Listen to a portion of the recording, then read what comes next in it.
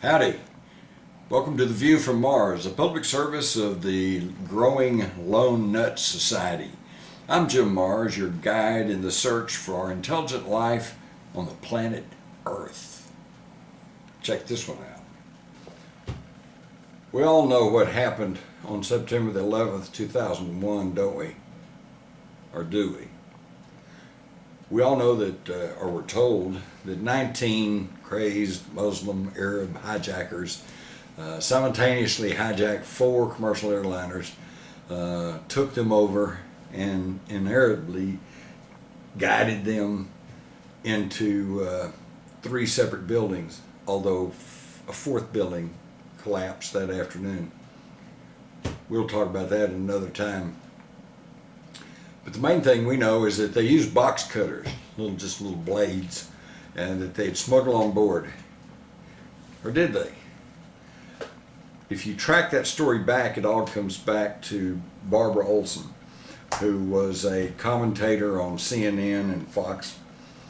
Her husband at the time, Ted Olson, was Solicitor General of the United States appointed by George W. Bush.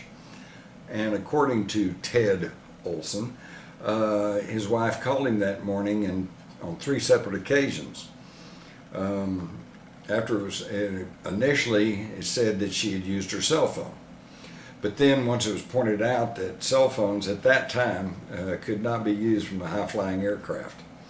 For one thing, they didn't have the reach, and for another thing, by the time a fast-flying, high-flying aircraft contacted a cell tower, they were already gone.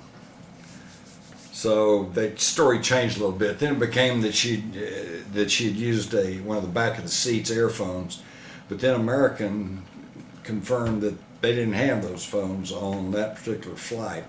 So then it kind of went back to the cell phone thing. But the main thing there was she's the one who said that the hijackers had used box cutters, or cutter blades, I think is what she said, and had herded the crew and the pilots and the passengers all to the rear of the airplane. So right there's a problem, because according to pilots for 9/11 Truth, they managed to get hold of the black box data recording for that flight, Flight 77, and one of the data protocols buried down in there was a electronic sensor for the cockpit door that would register every time the cockpit door was open or closed, and it showed that the cockpit door to Flight 77 was never opened during flight. So how did the hijackers get in there? So again, it all comes back to Barbara Olson and her calls.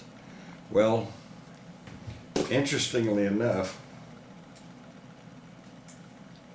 in 2006, Zacarias, Missouri, was put on trial, and for his connection to Al-Qaeda, although he had been arrested before 9/11, so he really had no direct contact with 9/11, but he did claim to be a member of Al-Qaeda and was pretty arrogant and belligerent.